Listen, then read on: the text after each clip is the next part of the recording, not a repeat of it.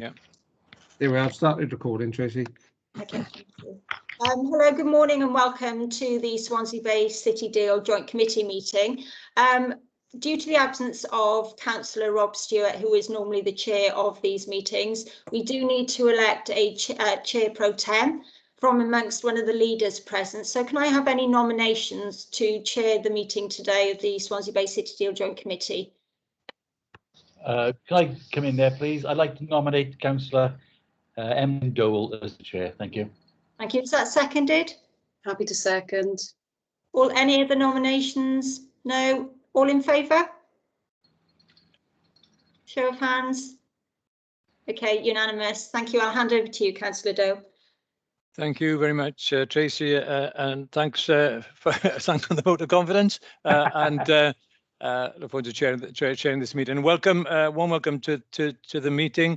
The first item on the agenda, as you'll see, is apologies for absence, and Tracy's already pointed that out, that Councillor Rob Stewart can't be with us today. But Andrea is deputising, so warm welcome, Andrea, deputising for Rob this morning. Thank you, Chair. On the board. Thanks for that, Andrea. The second item is declarations of interest. There's a responsibility under the Code of Conduct that we verbally declare any personal interest that we might have in relation to any item appearing on the agenda, and that we indicate that clearly if there's a personal interest and the nature specifically of the interest to be disclosed, and to repeat that declaration of personal interest at the commencement of the relevant agenda item, also indicating whether or not we'll be withdrawing from the meeting during consideration of that item. So again, if there's a declaration to make, this is your opportunity to do that, as well as before the relevant agenda item. Chris. Thank you, Councillor Dole. Yes, just in relation to agenda item where we're talking about the metro as it pertains to any hydrogen transportation. I've been asked to be involved in different discussions because of my interest in River Simple and their hydrogen vehicles. Okay, we'll note that. Thank you for that, Chris. And okay, thank you. I can't see any other hands. Okay. Thank you, Chris. The next item then is announcements from the chair. I don't have any announcements to make this morning. The next item being public questions, and there are none have been received.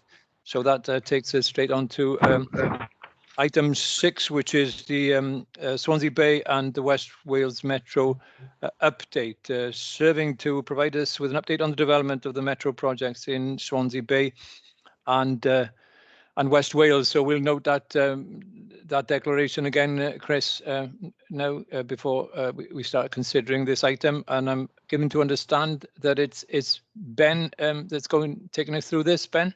That's right, yes. Yeah. Hopefully we've all got a written report there. I think in some respects it was... You haven't? No. No, all right, okay. Well, I'll speak to it verbally. There was a report shared for one of your previous meetings from our side. Perhaps we'll circulate that to you after the meeting. I mean, really, the report served as a placeholder for what I'm, going to share with you now.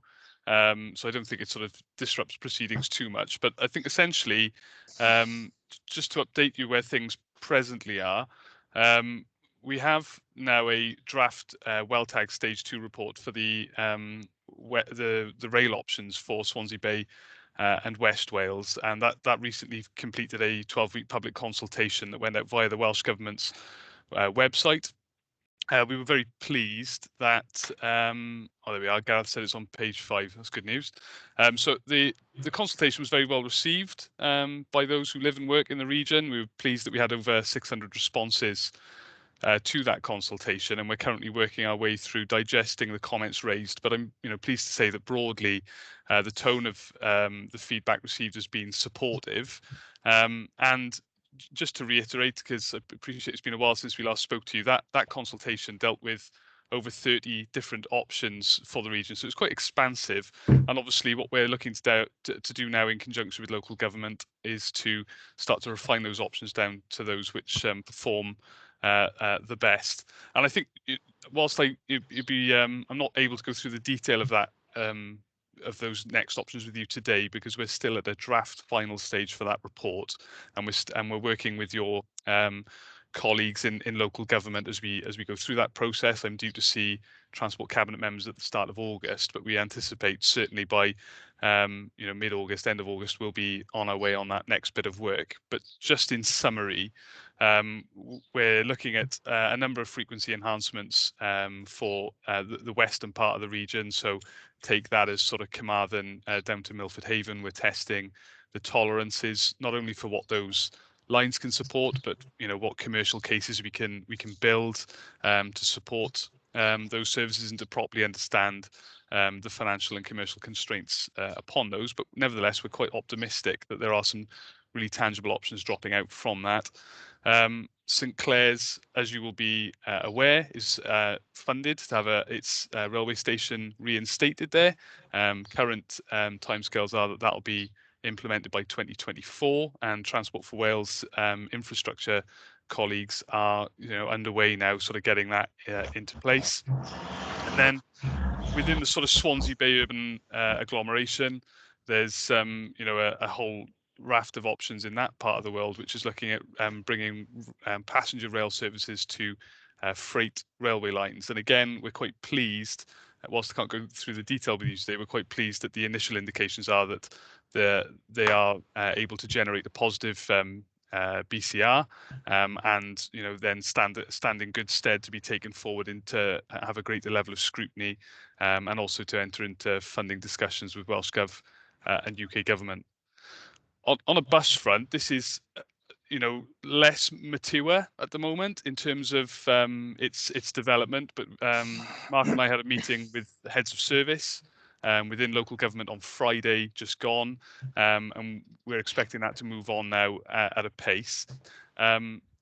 TfW are reviewing the whole of Wales's bus network in conjunction with local government across Wales to look at how we can improve the efficiency and innovate in the way those services are provided, not only to our towns and cities, but how we deal with the issues of rural peripherality as part of that. So that's something ongoing. But I think the thing which I would expect to bring back to you in the not too distant future, I would hope, is we're looking to collaborate with local government to decarbonise the public transport fleet in line with Welsh Government's policy aims, to do that by the end of the decade, and also then to work with local government to deliver bus corridor enhancements to make that a more attractive proposition for the general public as we seek to integrate them into the public transport system.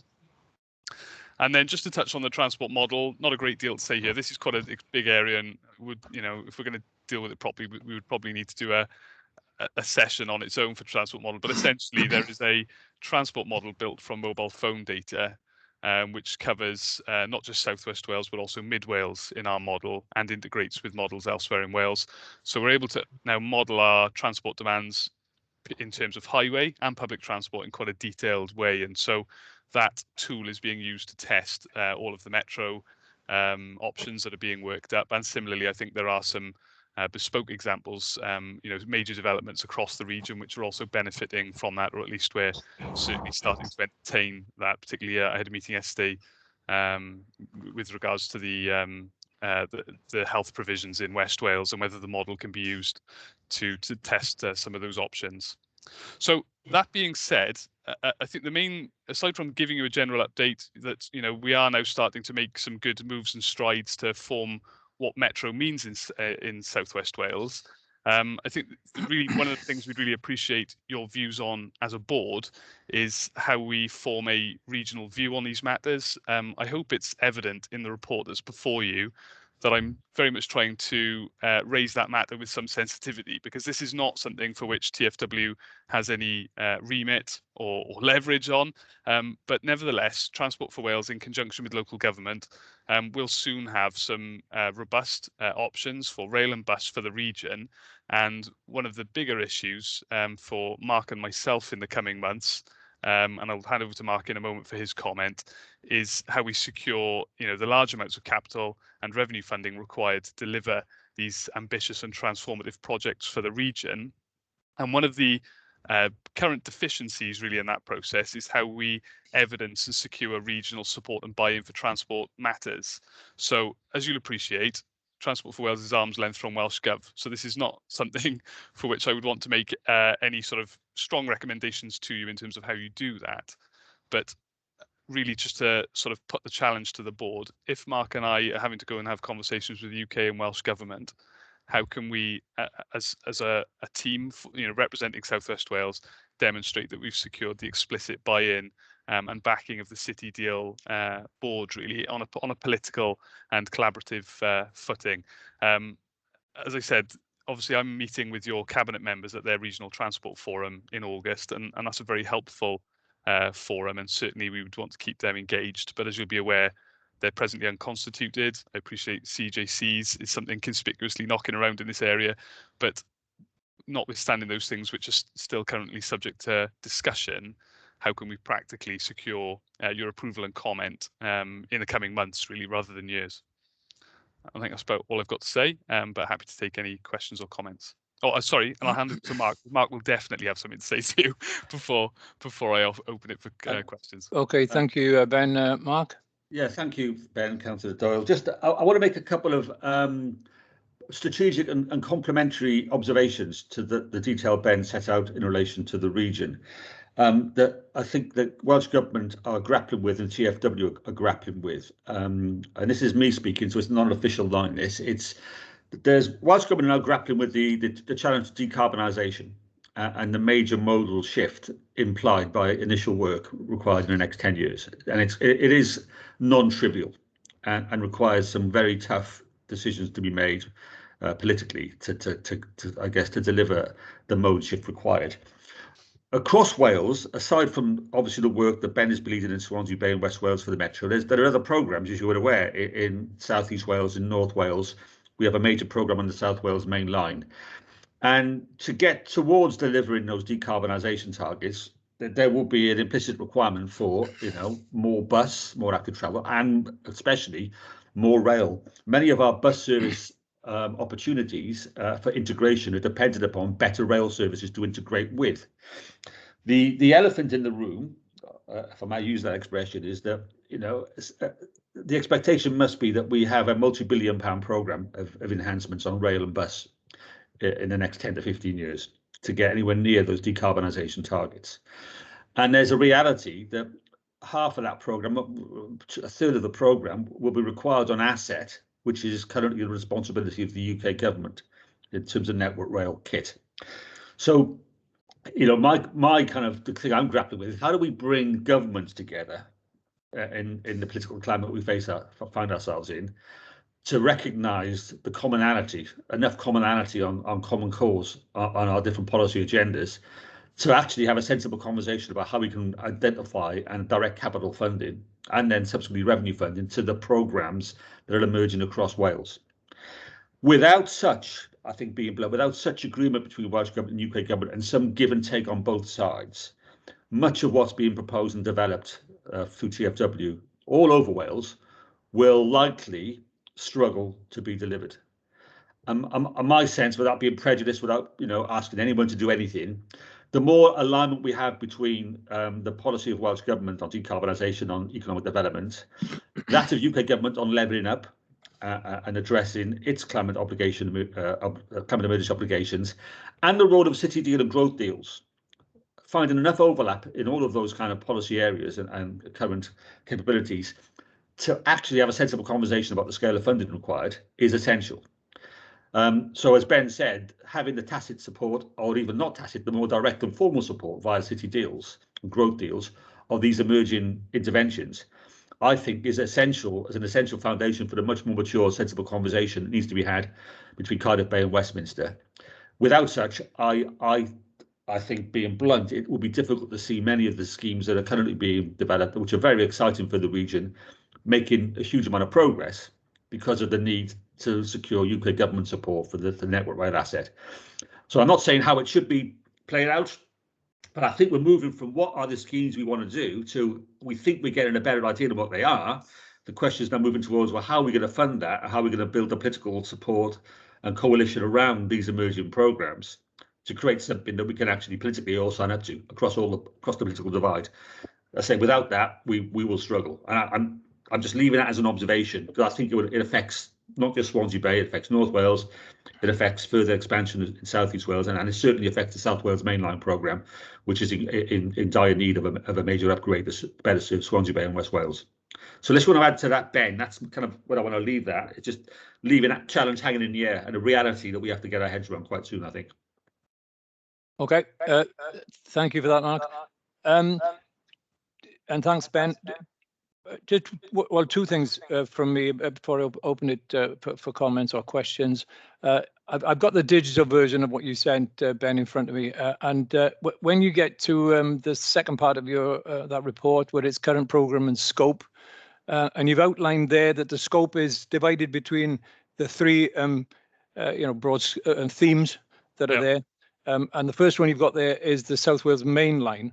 And I'm not, this is a grammatical thing, but it's more than grammatical as well, because in terms of what we've spoken before about Mark and Ben, about that being regional metro, and that understanding that it's more than Swansea and more than City. And that's front and centre with us here in Carmarthenshire and further west.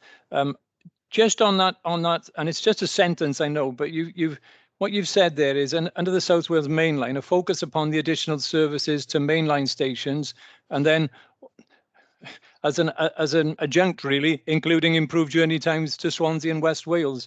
I turn that around, actually, that sentence, and put down quite clearly a focus on improved journey times to Swansea and West Wales, and then put your semicolon, and then the adjunct, and an additional focus on services to mainline stations, because that's front and the point we've tried to make constantly here is that's it for us, is getting that right, and getting that the prioritization. I know it's only a sentence, but it's important that it's there in the sentence as well. Because it tends to get discussed in terms of it being an add-on, which it's not. It's front and centre. So that's just my first point. I'm sure I'll have people coming in on my second, which is about your question, Ben and Mark, about how we move that discussion, this conversation on. I think there are fora available for that discussion to be moved forward. It might be the regional regeneration directors forum where that could happen, or it belongs under CJC, and that's where it's being put in governance terms.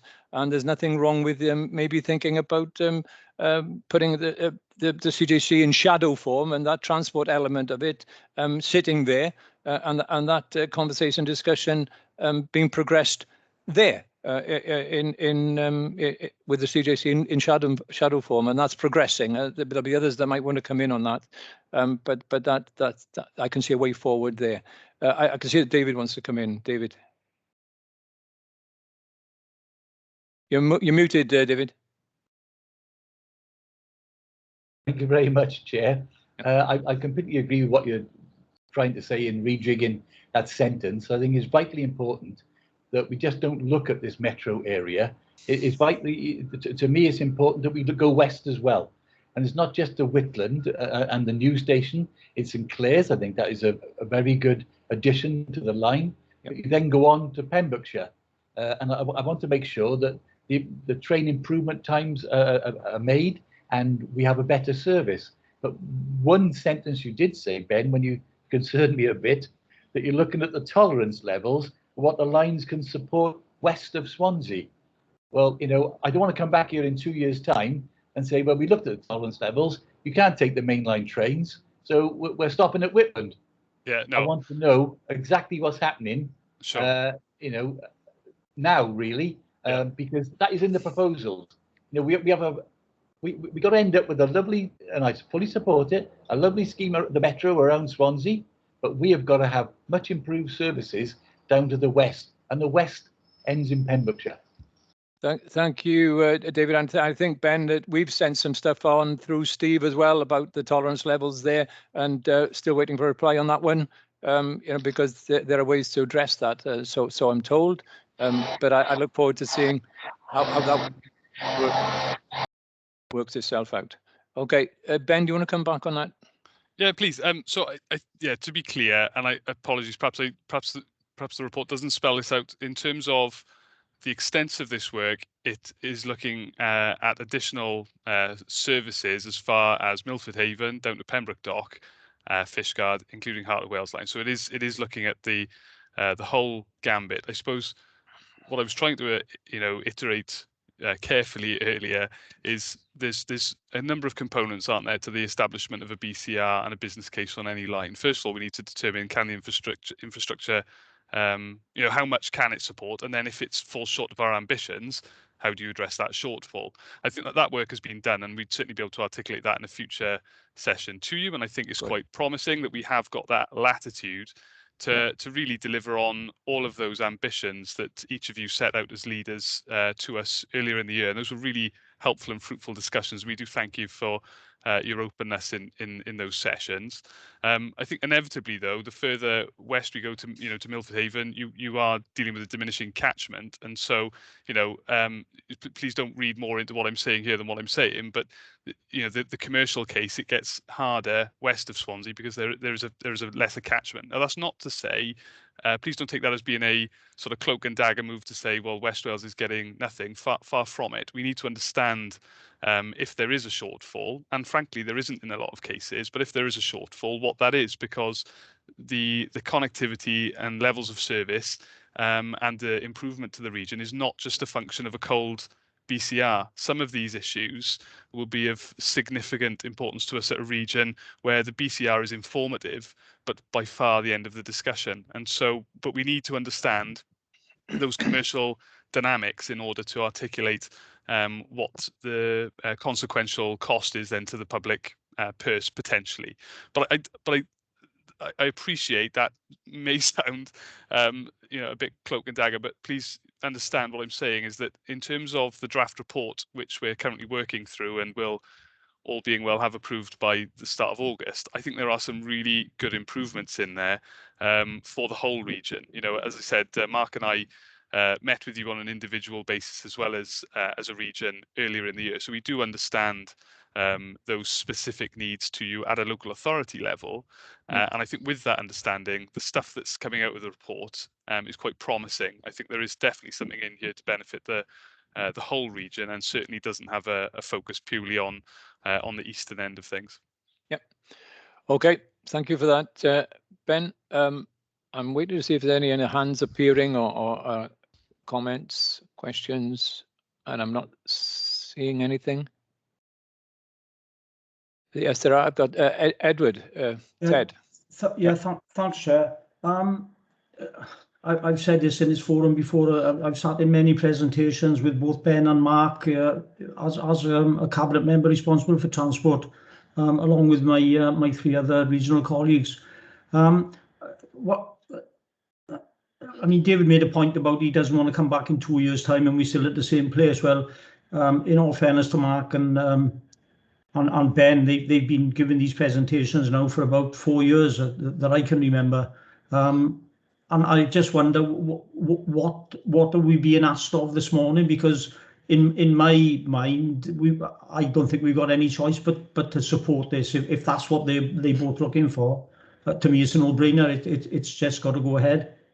But I'd just be interested to know exactly what is being asked of us this morning. So Ben. So if I go first, Mark, please do fill in if you think there's any other angle I've missed. I think essentially quite shortly, particularly on a rail front, we will have a tangible product where the technical colleagues can go off and develop, business cases for those, and we feel we've now got a good understanding of those things which hold water, at least in terms of being immediate priorities.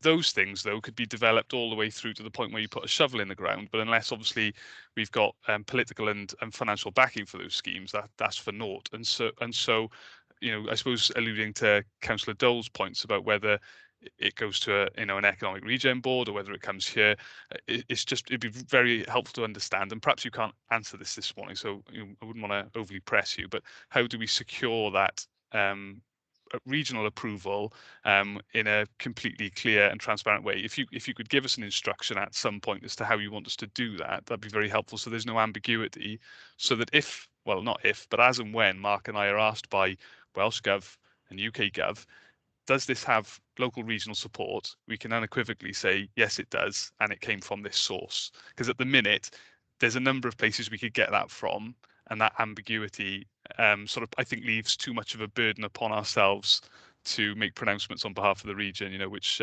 may not have your support. Okay, Ben, Mark, you're muted, Mark. Second of the day, Mark. I know, it's like TFW again, isn't it? I think for me, again, speaking independently, at the moment now, imagine, just as a ballpark, the Welsh Government via TFW over the next 15 years identify £3 to £3.5 billion of transport schemes, bus, local bus, BRT, active travel, and a lot of rail in that. There's a reality that perhaps £1.5 billion of that is we'd look to UK government to contribute in that bigger programme. Now, at the moment now, the current arrangement is that there is no transport in the city deal in Swansea Bay. I don't think it's that high profile in the growth deal in North Wales. There's a levelling up fund. There are lots of local authorities now bidding in for lots of small pots of funding. My worry is there's a fragmented process emerging for trying to secure UK government support for lots of smaller schemes.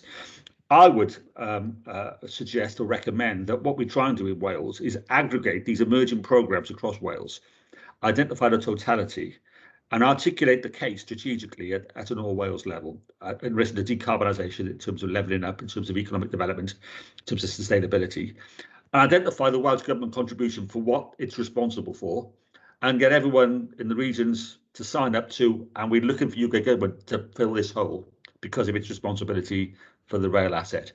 And I'd be looking for some movement in the regions to kind of A, acknowledge the transport component in the city deals, and B, begin to have a conversation with fellow city deals and Welsh Government about how we work together to go for the big prize, the prize that we need to develop and deliver all these schemes. My serious deep worry is that we will have got to the point where we now understand what we need to try and do as the best we ever have across Wales in terms of these schemes, but can't go much further without that kind of political unanimity across Wales for that programme. And there'll always be some grey edges, because there'll always be differences, but get unanimity for that programme and begin to discuss how we actually secure that kind of strategic funding in a single, more ambitious process, rather than 110 different conversations across Wales at local authority level that won't deliver. So that's my ask of the region, is to think about working strategically with other regions and with Welsh Government. Thanks, Mark. And I guess part of the answer to that is that's why Welsh Government have mandated transport under CJCs. I've got Wendy wants to come in, and then Phil. Sorry, Mark, just so I understand, the next stage for funding, is it for the physical aspects of the sort of the full-on metro, or is it the next stage in terms of feasibility, for want of a better definition? I mean, Ben, correct me if I'm wrong, for some of these schemes now, certainly the ones we've done in for West Wales and Swansea Bay, it's about moving towards outline business case. So there is further scheme development, business case development to do, to better refine, to de-risk, to work the options through in more detail, to give a more accurate capital programme and revenue profile. But in doing so, you're looking then, well, how are we going to do, what's the management case, what's the commercial, how are we going to fund and deliver this?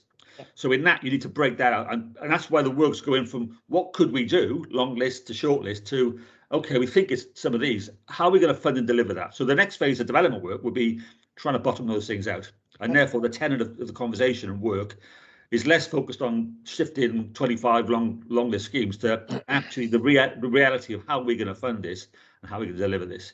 And that, for me, is probably even more challenging than the work we've done to date, given the nature of the fragmented rail ecosystem in Wales.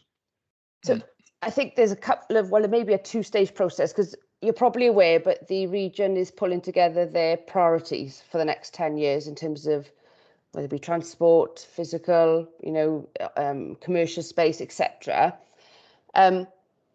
My own personal view is, as leaders, a next stage in terms of business planning is not as big as making, the hundreds of £1 million bids to the levelling up funds, that's what you were referring to.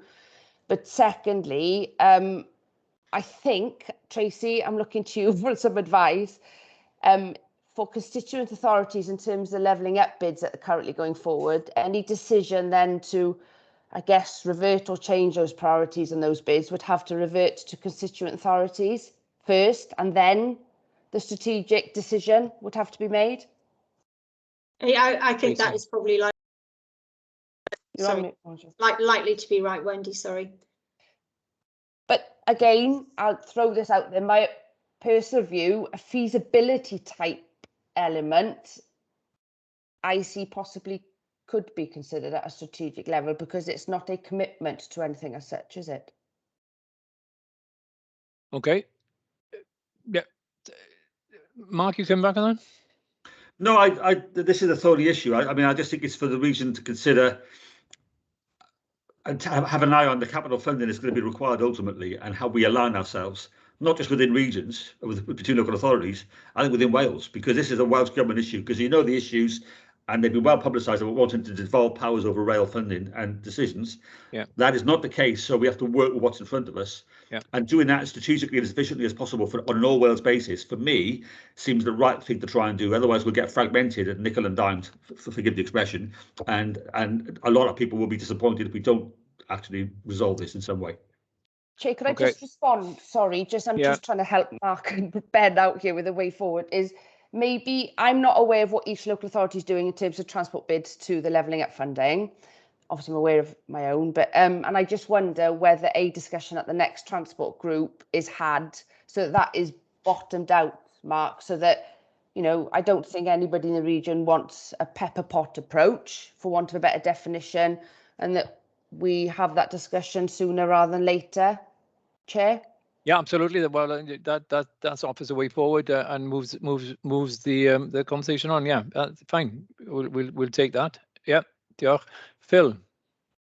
Yeah, thanks, Chair. Just to sort of go back to Ben's question and the answer, I think you gave the right answer, the textbook answer to the question, which is in due course it will be a subcommittee of the CJC. The CJC will be obviously the decision-making body. Yeah. But if ever you wanted evidence that we need this transport subcommittee, I think it's been proven to me today. The local forum's working well, but we need to formalise that arrangement. And the quicker we do that, the better, and the more helpful I think it will be to the likes of Ben and Mark that we get that consistency. In the meantime, I think there are two channels. I think you've got to keep going through the local transport forum with the elected members and directors there. But coming here, I mean, if you wanted the nod on whether or not there's political support for South West Wales for a transport scheme, I can't think of a better place at the moment, until the CJC is in place, for you to come. So I think that's the answer. I know it's the difficulty with that, Ben, is that we're working as fast as we can, and the timescale can't be fast enough. On the broader question that Mark was raised around the interconnectivity, I mean, I cannot see this as being anything other than a need for strategic input from Welsh Government.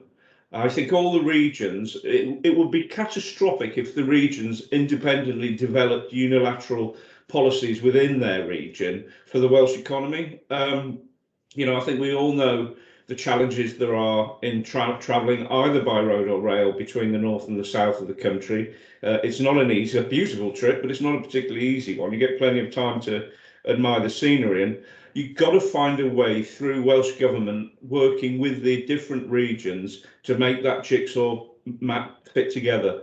And I suppose the concern I've got is that dialogue isn't currently happening, either triggered by Welsh Government or by ourselves. And if we needed to trigger that ourselves, I think we should do so. So that's where I am. I think in the interim period, this is probably the forum to come for political sounding, but hopefully we'll get formal CJC and subcommittee arrangements in place as soon as possible. Thanks, Chair. Thank you, Phil, for that. Chris. Thank you, Chair. Yeah, just so Mark, from the ESB's perspective, obviously, you know, we're looking at this subset of the City Deal projects, but quite clearly, lots of other things are coming into our path in terms of opportunities and how we fit into the wider strategic piece, and of course there's work being done on the SQW side. But how we're responding to that is we have a conversation later today at ESB about expanding the membership of the board to ensure we're future-proofing for the needs of the region. Quite clearly, Councillor Simpson was talking about West Wales. Well, we see there's a huge amount of job growth and opportunity down in that area. We'll need better transport links and things like that, and we see that from an economic standpoint. So we're going to hopefully be able to support you in what you're trying to do, and our linkage from the ESB to the other regions is quite strong, and often we're asked by the ministers, both UK and Welsh government, about our views on initiatives. So we've actually requested also from the UK government, because from our discussions often we have regional Welsh government representation and local authority representation. We don't have that from UK government, and the conversations are quite sporadic and at a different level, and there needs to be connected. So we're trying to position ourselves from that perspective, and then I guess the offer would be then to you to keep that dialogue going with the ESB as well, and hopefully that will help. Yeah, if I can. Yes, Mark. Yeah. If I could just add to that, I mean, I think the reality, and Chris, you're right. I mean, having that relationship with the ESB and having your conduit into UK government is very important. Ultimately, given an undevolved status of the rail network, the funding will come from the Treasury. And if the Treasury are getting a message from whatever source they're dealing with in Wales, from the city deals, from the growth deals, from the ESBs, that this is an important, or one of the most important projects, it's more likely to get traction. This is the reality. If it gets drowned up by 15 other projects and it doesn't get a mention, the sense might be that there's a wind blowing behind the sails of the Lord Burns work in South East Wales. What money that might be available might get completely focused in one part of Wales and not other parts of Wales. So I do think having the Treasury having its ear burnt and bashed by the groups in Wales that are linking and working with them is very important. So let's keep talking, Chris. I want to help that. Thank you, Mark, and thanks, Chris. That's useful. Well, and thanks for the conversation. Thanks for the presentation, Ben and Mark, and for the conversation as well. That's for noting, and we'll note that. I can see there's three clear channels there have been mentioned and offered. That's the one on the chief executive's meeting shortly, to give you that place for that to be progressed, as well as the meeting of the Regen directors and the ESB, as Chris has just outlined as well. So we hopefully that will happen soon, and that will move that on. And once again, thank you for the presentation and for the discussion this morning. It's been really useful. In my haste to get to that discussion, I forgot to mention that item 3 is the minutes of the previous meeting, that we do need to approve as a joint committee. That meeting was held on that's item agenda 3. It was held on April the 15th this year. There are no actions for the Portfolio Management Office or for the chair of the joint committee. So is it possible for somebody please to propose that we accept? I've got David's hand. I propose, Chair, yeah. And a seconder, please. Yeah, having a second, Chair. Thank you, Ted. So can we vote then on approving those? It's been proposed and seconded. Yeah. Okay. Thank you. We'll move on then with thanks for that update to Mark and to Ben, to the next item on the agenda, which is the internal audit. The audit review of the Swansea Bay City deal has been carried out in March by Pembroke, as agreed by the Swansea Bay City Deal Joint Committee. The audit rating, as you've seen, is substantial green status, and it's to inform the Joint Committee of the findings, the actions of the audit review, as well as officially approving the report. And Joe Hendy, as author, is here to present that. Joe. Thank you, Chair. I won't dwell too much on the content of the report, but I would just like to reflect on the improvement journey within the City deal. You'll recall that back in 2019, there were a number of areas that needed improvement. And when we came back last year and undertook our work, we've moved to a moderate assurance rating. And this year it's really pleasing to get to that substantial assurance rating. And I think it's a real testament to both officers and the partners on their commitment to both the programme and to their openness to accept this type of feedback and use it to drive that improvement. So it's very encouraging. The nature of this type of programme, you naturally accept more risk with it, and the couple of critical recommendations within the report pick up on some of those higher risk areas. But I would take confidence in the governance arrangements, the internal control, the risk management framework and the financial management arrangements, along with the commitment from officers to implement these changes. And I think that there are very robust arrangements in place. So I'm happy to leave it at that, Chair, but if there are any particular questions, I'll happily take them. Thank you. No, thank you very much, Joe. And those two recommendations are there very clearly and set out with the importance. Thank you for that and for the report, Joe. I'll take any questions or comments if anybody has any comments to make. Easy chance. I'm not seeing any hands. Chair. Yeah, Chris. Perhaps I should just comment and thank Pembrokeshire Audit team for the work that they've done on the audit this year and the report. Certainly the relationship is working very well and the interaction is very good, and actually what we're having out of it is a very comprehensive report which is very helpful to the City Deal. So I'd just like to thank Joe and her team for the work that's been done. Thank you, Chris, and we second that from the chair. Yeah, diolch, Joe. Thanks, Chris, for that. Diolch, Joe. Okay, I see no other hands. So it's you read the report. It's been proposed. Well, I need it proposed now, please. If somebody can formally propose that we accept. I've got David and Ted. You're seconding, and if we can go to vote on that, then. And that's unanimous. Thank you very much for that. And thank you, Joe, and the team. The next item is the highlight report for Swansea Bay City Deal, and that's to inform on progress on all the 9 City Deal programmes and projects. And it's Phil presenting on this. Diolch, Phil. Thank you, Chair. Morning all. So very quickly, the highlight report for July.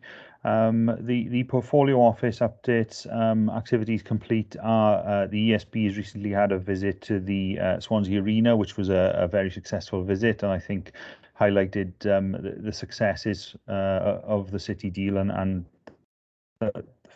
moving in the right directions. There's been follow-up meetings with Welsh Government Relationship Management Team and SQW in regards to the regional regen frameworks, and I know that the report from SQW is imminently due on that. So that I'm sure will be coming forward to a future meeting. The recruitment of the new comms and marketing officer is nearly complete. There's interviews to be held next week on the 13th, so hopefully shortly after that we'll be in a position as a portfolio office to offer that position to a successful candidate, and we'll be back up to full strength as a portfolio management team.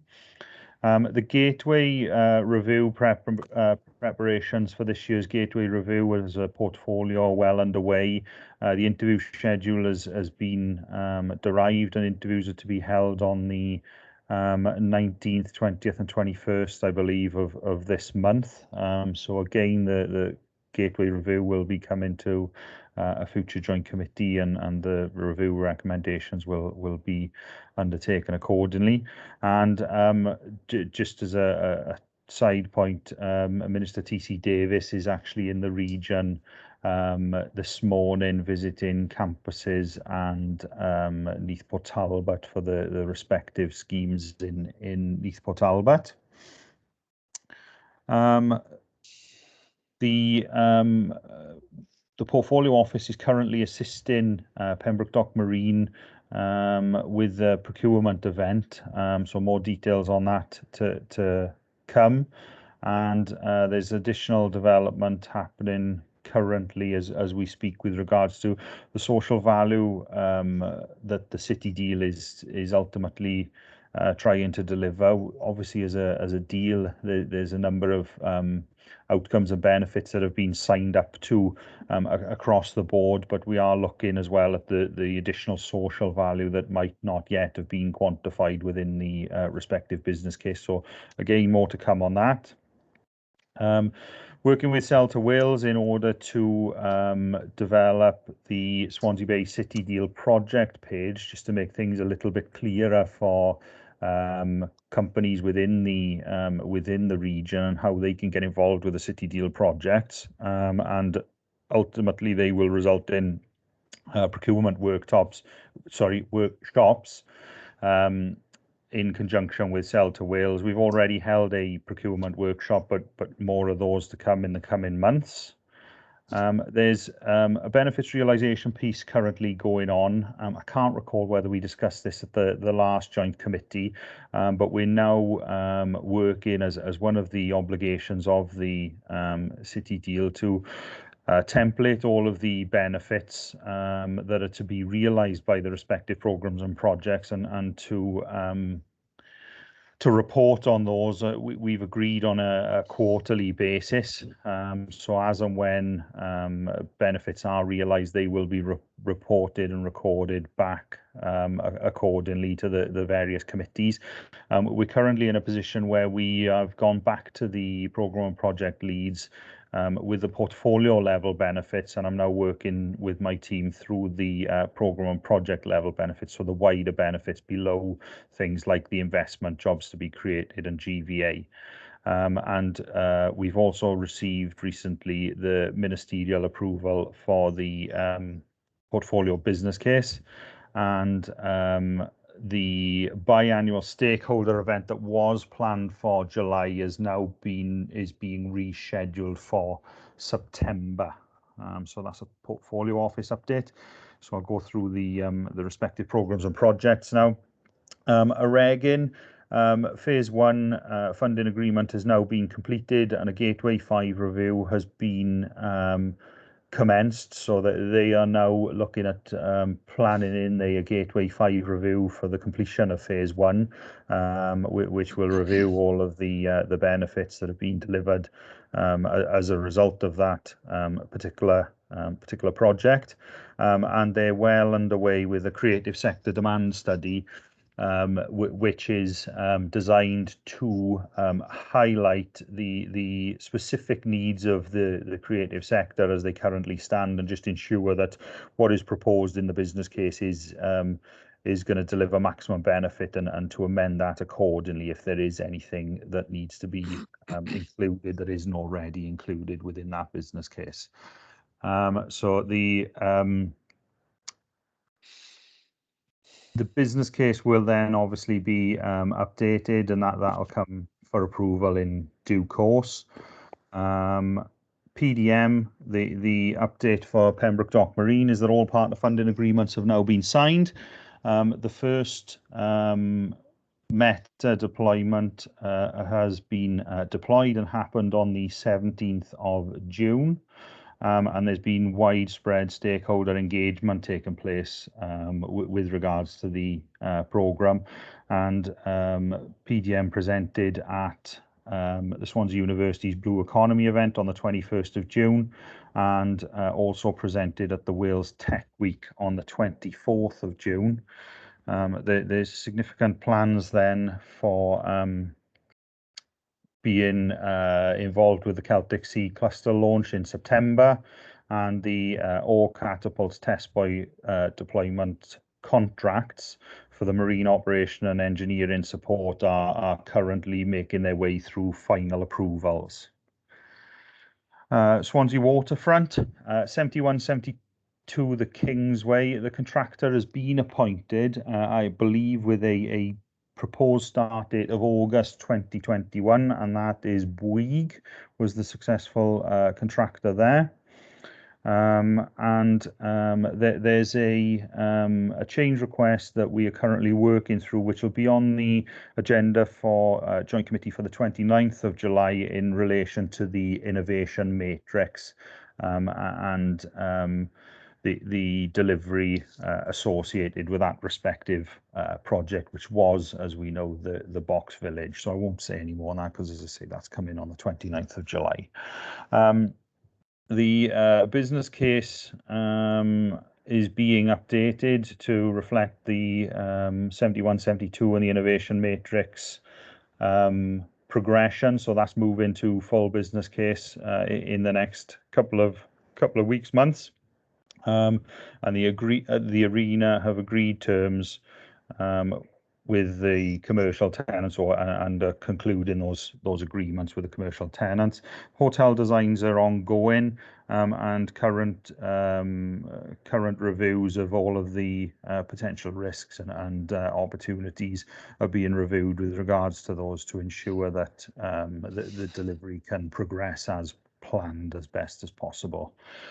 Pentrowel, the MOU, Memorandum of Understanding, prepared for an issue to the financial markets, and expressions of interest have been received.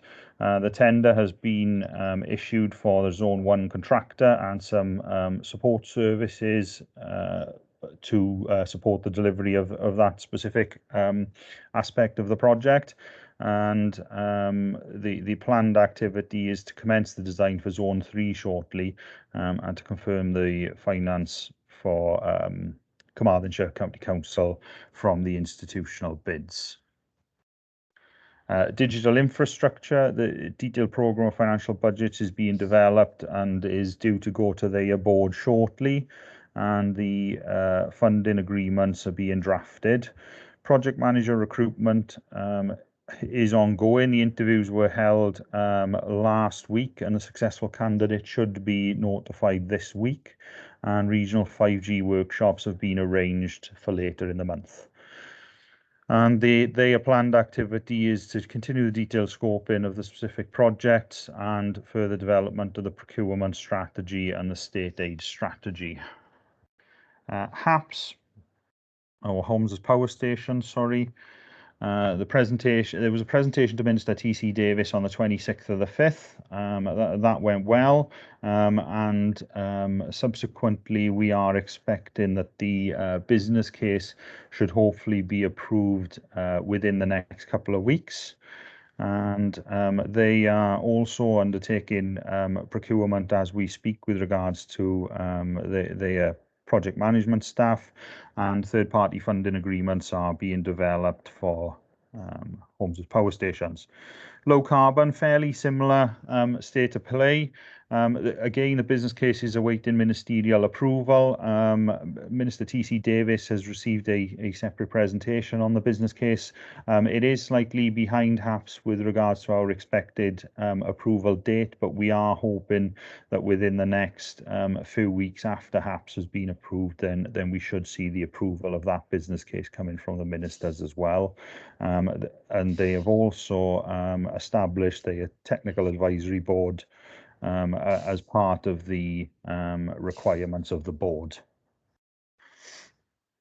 Skills and talent. The business case has now been endorsed by the programme board, and meetings with the respective local authorities has been arranged. The business case will then be presented to the next joint committee on the 29th of July for approval by the joint committee, and hopefully following that will go to Welsh and UK government for ministerial approval. And they've also had their Gateway Zero review, which was conducted on the 23rd and 25th of June, and that received a green rating overall, which was the first one within the city deal. And finally, campuses. Again, separate meetings have been held with regards to their business case with the ministers, and that has been subsequently presented to ESB on the 21st of June. Development of their comms and engagement is ongoing, and we're hoping that their business case will be submitted to programme board for recommendation to come to joint committee, and that will be on the 27th of July. And that is the update on the programmes and projects. Thank you, Chair. Thank you, Philip, for that update. And thank you for mentioning the Gateway Review on skills and talent. I was going to mention it if you didn't. I'm not abusing my privilege as chair, but it was the first project, City Deal, to get that green light through that Gateway Review. So glad of that, and my congratulations to the team here for that work and you know, for what's outlined very clearly in terms of the ambition for that skills and talent across the City Deal. Diolch, Phil, for that. I've got David wants to come in. David. Thank you very much, Chair. I'd just like to say that with the City Deal scheme with Milford Haven Port Authority, yes, I was joyous at the occasion when we actually got it across the line and we signed the deal. I think it was last Friday. You could not believe how much work and commitment has gone into pulling that deal together. There's so many twists and turns over the last 3-4 years. And I know, you know, sort of, and you've got 3 or 4 organisations trying to get together to pull down quite a substantial amount of money. I understand fully that we have to have it all sorted, and I fully appreciate Chris Moore's involvement in it as well. Where sort of you're just trying to get it all together to make it make sense. But I would like to pay tribute to 2 officers in my authority, and that is John Haswell, Finance, and Nick Hagger in Legal. You say, you know, that sometimes officers go that extra mile. Well, those 2 people have walked 500 miles, in my opinion. They have gone beyond weekends, nights, and they're phoning me up on weekends and nights, well into 12 o'clock at midnight, where they're trying to get this deal across the line. They did it, and I would say thank you very much to the 2 of them and any other officer that dealt with it. But thank you to those 2 people most sincerely. Thank you. Thank you, David, for the comments, and we'll note those. Diolch, appreciate that. And to Philip for the update. I see no other hands. Thank you, Philip, for that, and we'll note that. That's for noting, for information. We move on to the next item on the agenda, and that's item number 9, and that is the Swansea Bay City Deal annual report, and it's Phil presenting again. That's been sent to you already for review, and looking today for approval to the final version that was endorsed previously by the programme board at the end of June. Philip. Thank you, Chair.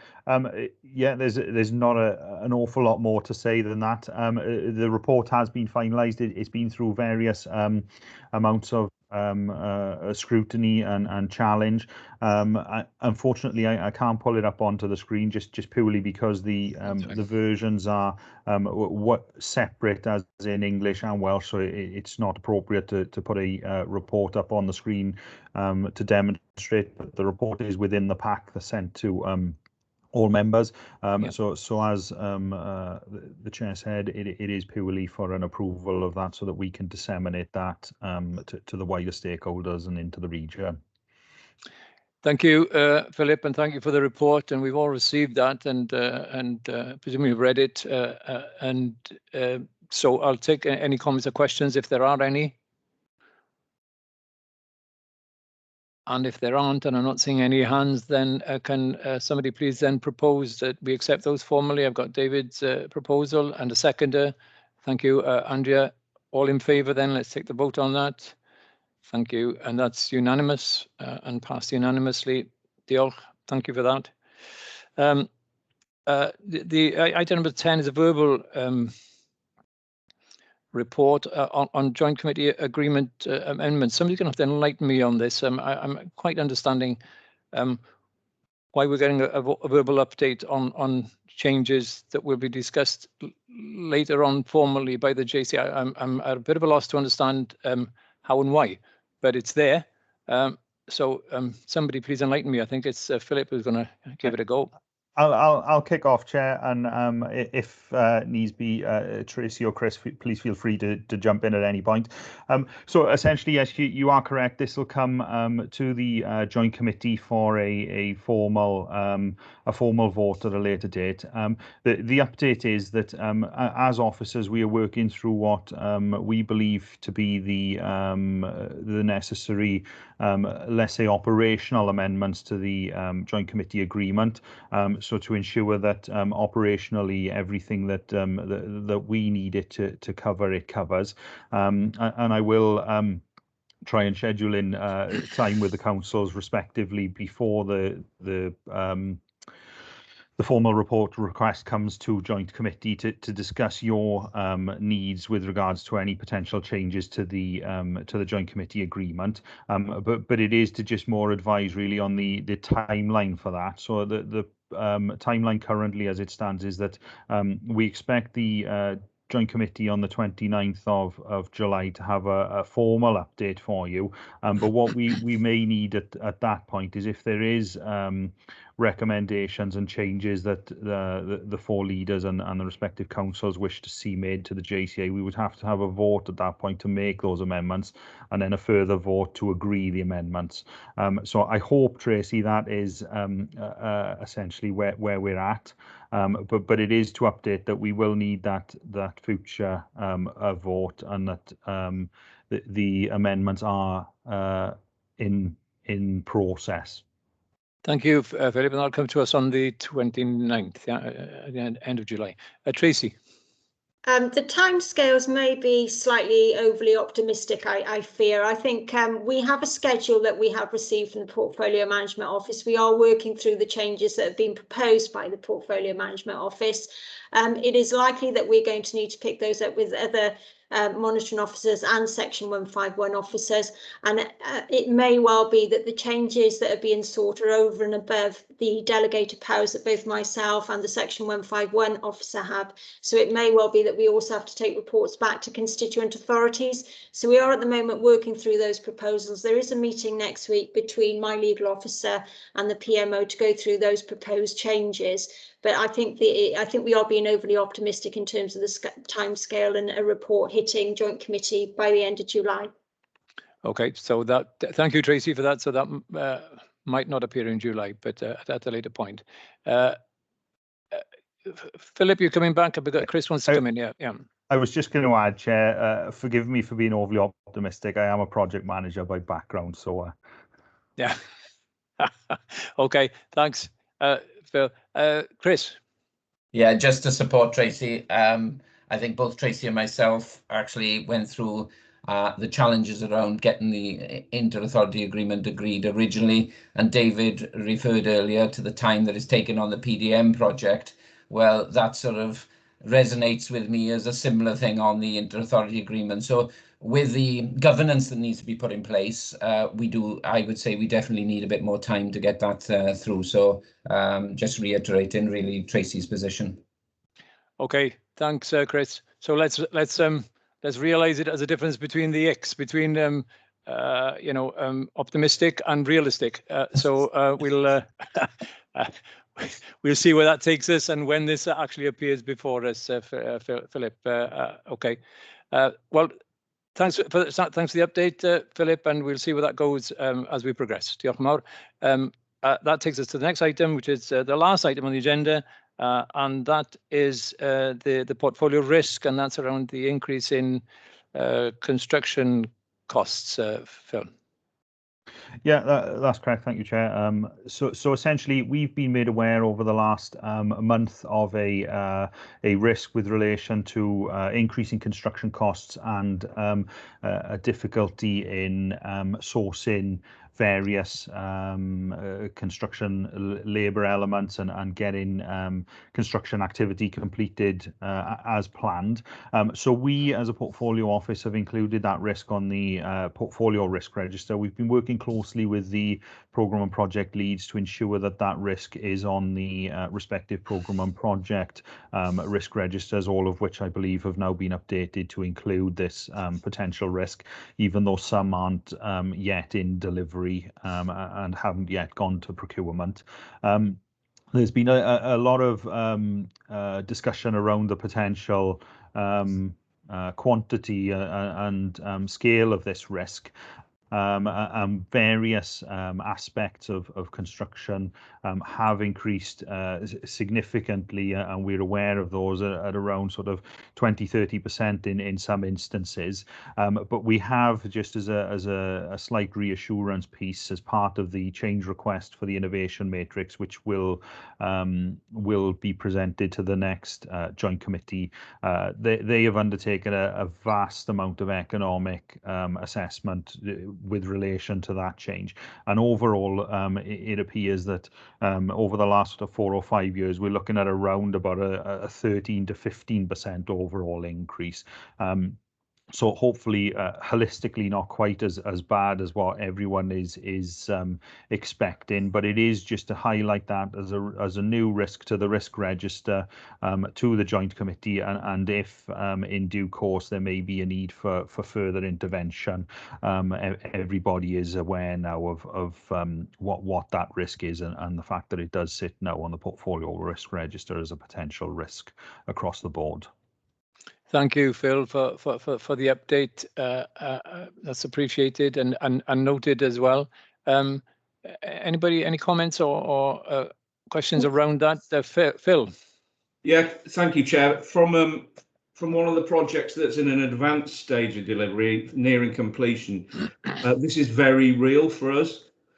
And it's not just the price of building materials, it's the actual availability. So things like plasterboard, things that you would have considered to be very straightforward in terms of sourcing, bricks, timber, and to a degree workforce, is all a huge challenge. So the other issue to be aware of is as far as I understand it, central government have indicated that this is actually a force majeure for projects. Therefore, the projects take the brunt of it, in fact, all of it.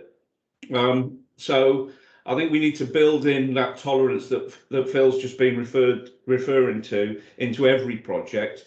But I think it's something that the Joint Committee probably needs a constant update on in terms of its ability to knock the programme off course, really. So it's very real, Chair, that's all I'm saying. And I'm hoping that it doesn't interfere with our timescales, because we're very, practical completion is near the end of or in the autumn of this year. So we're doing everything we can to work with Buckingham's, the contractor, to make sure that happens. But it is, as I say, very real. 8-week delay on the last delivery of plasterboard. Very difficult. No, as you say, Phil, it is very real, and it affects all of us, and to different degrees. But and it, that to take that proposal that it's included as an update on the agenda as we move forward, Phil. Thank you, Chair. I was just going to add that what I will do following Phil's comments is that I'll discuss with John Burns that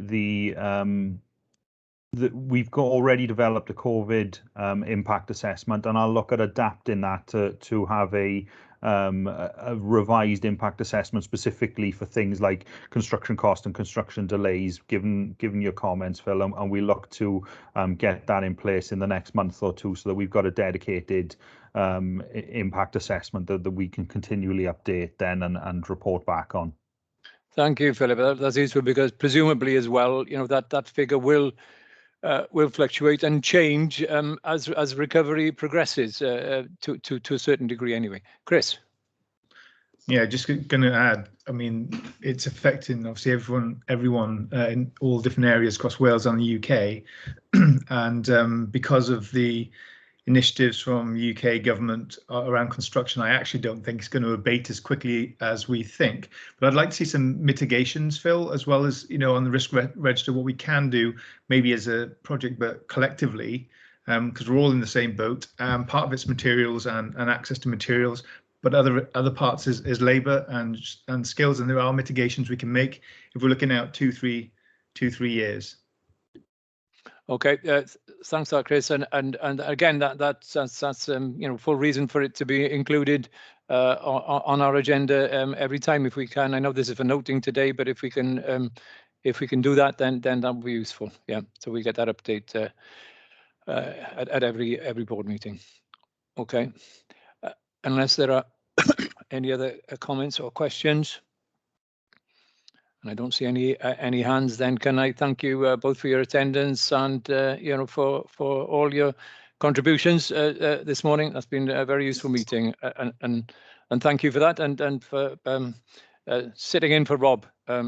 And we'll see him next time at the end of July. Okay. Diolch yn fawr iawn. Thank you all. Chair. Diolch. You're welcome. Sure. Ta-ra. Chair, thank you. Ta-ra.